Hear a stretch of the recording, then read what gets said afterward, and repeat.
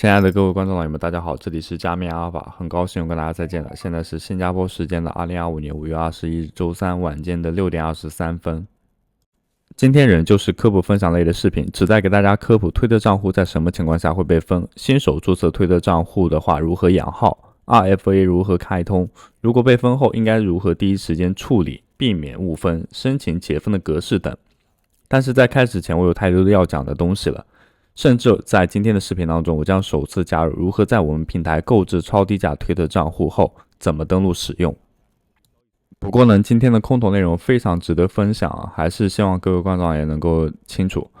那这里我们首先看到的是 BitGet 交易所的这个页面，在横幅当中它有贴出披萨狂欢节啊，通过参与的话是可以得到一个抽奖机会，理论上来说的话是可以免费拿到对应的奖励。那没关系，如果你横幅找不到的话，在下方有个活动板块，这里也会有的。然后我们通过点开一下，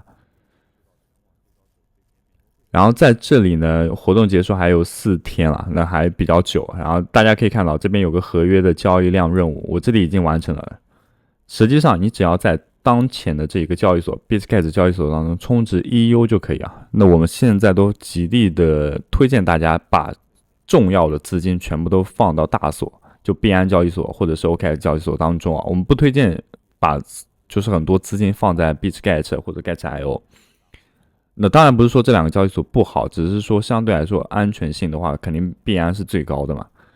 那这里合约交易量的话也很好理解啊，我们这边的话点击到对应的合约板块，然后去进行到一个开多，就是做多或者做空嘛。你根据当前的币价来做多或者做空，反正这个很好理解。我要跟你讲的是啊，我们在参与到这个披萨节的时候呢，它在下方还会有一个任务其实有很多任务你可以看的嘛，这点击一下全部。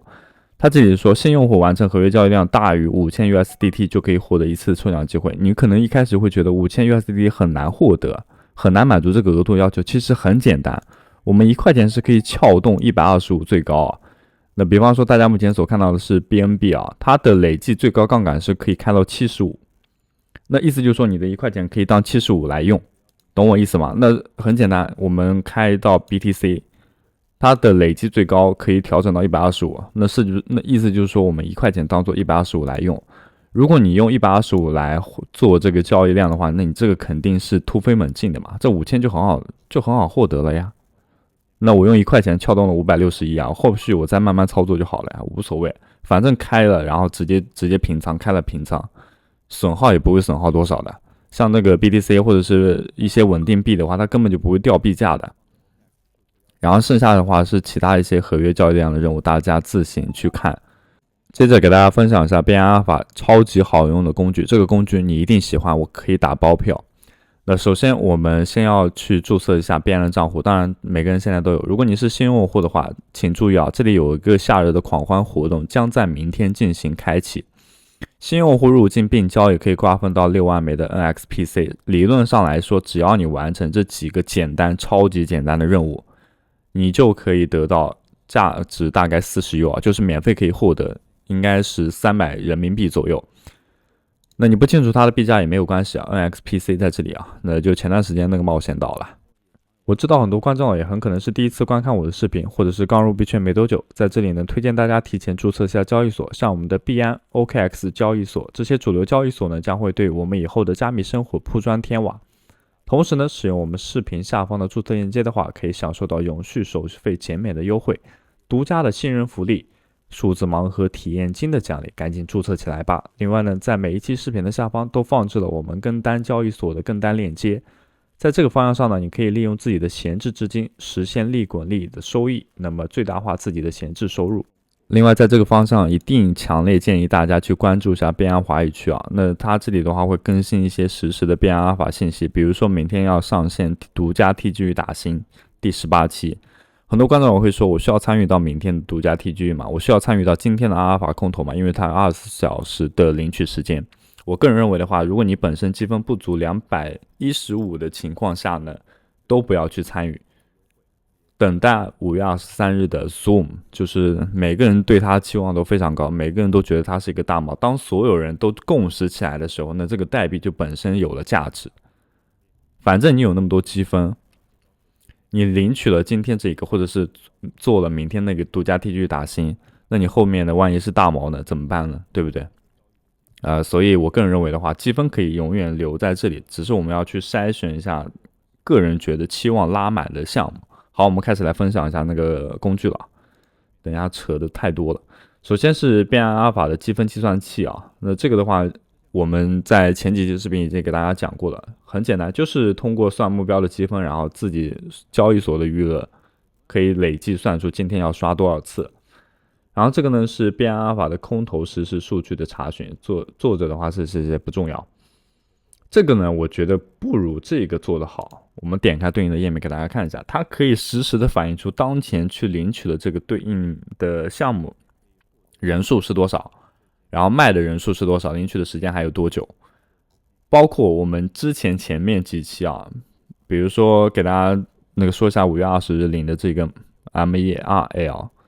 它这里不是后续有补发吗？补发的话其实也有体现啊，在这里啊，你仔细看一下就知道了。然后它这里积分门槛是193，然后累计的人数啊等等等，做的是非常专业的啊，没话说了这个东西。那么这是相对应的一个工具啊。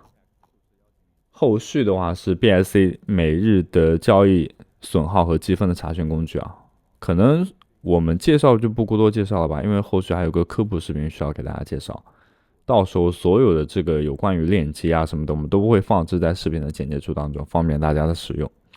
你一定要综合利用一下自己所知道的一些工具啊，可以最大化你的效率。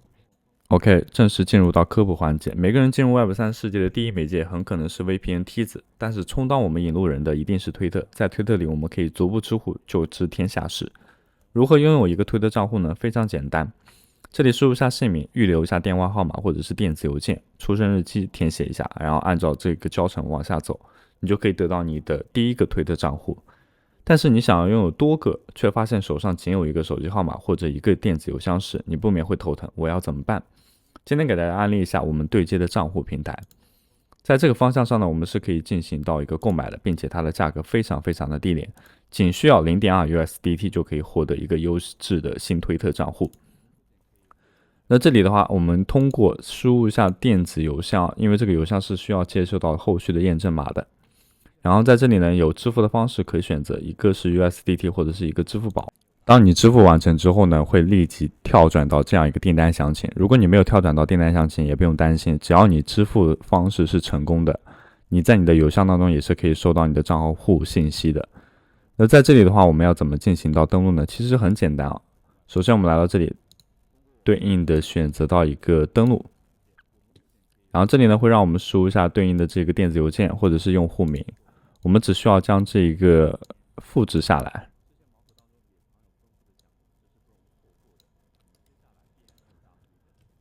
然后返回到这里，进行到下一步。在这里呢，它会提示我们输入一下密码啊，也很简单，密码的话就在它的下方这边，然后也是同样的 copy 一下，然后这边我们点击到一个登录。这个时候呢，它会需要输入一下代码，这个代码要从哪里获得呢？打开一下 RFA 的网站，如果没有这个网站的话没关系，我们到时候会把这个链接放在视频的简介处当中啊。在这里呢，复制一下后半段的内容，也就是这一串字符，然后进行到 copy， 返回到这个页面，然后进行一下粘贴，它就会出现一个带有时效性的6位数字验证码602363，我们这边登录一下，是这个吗？我忘记了。然后点击到下一步，这样的话我们就拥有了自己的一个推特账户，并且它是不会影响你之前正在使用的手机账户或者是电子邮件的。如果你想要多号参与到任何一个空投类型的任务，因为大家都知道我的频道是主做空投类型任务的分享的，那你是不是可以在这方向上就可以进行多号进行参与了，对不对？那接下来给大家分享一下推特账户如何被分的几种情况。许多跨境电商卖家想要在上面宣传自己的产品，可是账户呢却在不经意间被冻结分号，导致自己要从头再来，非常麻烦。更有些用户刚注册完没多久就被办了。今天这个视频就来解答一下推特的分号原因，来看看你是否中招。这里推荐使用到静态 IP， 不要频繁的去切换自己的 IP， 比如说10分钟前在东方，10分钟之后又在西方，这样子很容易会造成分号。许多人在注册完推特账户后很兴奋，就疯狂的去点赞关注自己喜欢的博主，或者短时间内发布大量的内容去宣传自己。那这些操作的话都是不可取的，会被官方判定为机器人。同样，注册完账户长时间不去登录，官方也会将你的账户冻结。即使你不发帖，也要经常上去活跃一下账户。很多人喜欢用同一台设备登录多个推特账户进行宣发，那这种操作的话更容易被官方判定为机器人，会将该设备下的全部账号封禁。那如何进行到一个推特账户的养号呢？其实也非常简单，除了每天正常的浏览之外呢，不要过多的去做一些社交类型的任务和关注其他人。这里呢也同样有一个更多的选择项，然后设置和隐私，这里有个安全和账户访问权限，在这里呢选择第一项，它这里有一个双因素的验证。一开始听到这个的话，各位观众也可能会觉得听不太懂，这里的双因素身份验证到底是什么？其实非常简单啊，它就是我们通过手机端下载一个 app。那这个 app 的名字我们到时候也会放置在视频的简介处啊，大家去下载一下。然后这里呢，我们是可以通过一个身份的应用程序去获得。当然，这种情况的话，仅限于没有绑定过这一个双因素身份验证的观众来。如果你还没有绑定的话，手机端先下载一下 Google 的身份验证器，下载好之后呢，扫描一下这个二维码就可以进行绑定了。在这边的话，要和大家提一下，凡是在我们这一个网站上购买过推特账户的话，理论上来说都是开通过 RFA 的，也就是双因素身份验证的。那你都可以看到，只不过呢，它双因素身份验证是体现在这一个平台当中的，并不是体现在我们手机端了。其实那也很好理解，你可以把它取消绑定嘛，先输入密码，然后取消绑定嘛，取消绑定之后呢，再用我们刚刚手机端下载的 APP 进行扫码，然后绑定。很多观众老爷到这一步可能不太理解 RFA 到底什么用啊？它可以显著降低你的推特账户被盗用的风险，从而间接性降低因账户被盗而导致的封禁概率。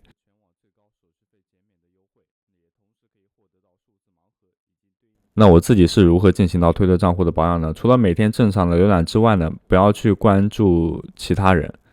也不是说不要关注吧，当然他的推文质量足够优秀的话，质量足够高的话，还是可以关注的，这个没毛病啊。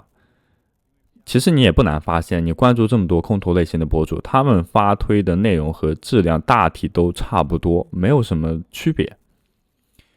那这里呢，我们重点可能会提到做空投类型任务的时候呢，我自己是如何处理的。比如说我们来到 Camp Network， 大家其实也可以看到，它所有的话都是社交类型的任务，都要是去关注到其他人的。而且是不可以进行假操作的，因为假操作的话，你刷新进度的话，它又会重新回到0%的状态。虽然这个问题正在被修复当中，但现在还是没有修复好。那这个方向上呢，我就不推荐大家一次性把任务全部都做完了。我们应该分批来，比如说今天我们单做前10项任务，后面我们再做10项任务，就一次类推了，不要一次性，不要一天全部把它做完。那个人理解是这个意思啊。那其他的话好像也没有什么，我日常当中的推特也确实很少遇到被封控的，就被封禁的这种情况，当然也会有啊，就它可能提示就是说我需要重新认证一下，人机认证一下，然后再可以，然后才可以使用嘛。那这个时候呢，我一般会怎么处理啊？我会马上的进行更改密码，对，我是直接会去更改密码的。然后那个重新在设备上登录一下，然后尽可能的话，这段时间内啊，就是在更换完密码的这段时间之内，不要做任何的操作。我一般会自己这样做。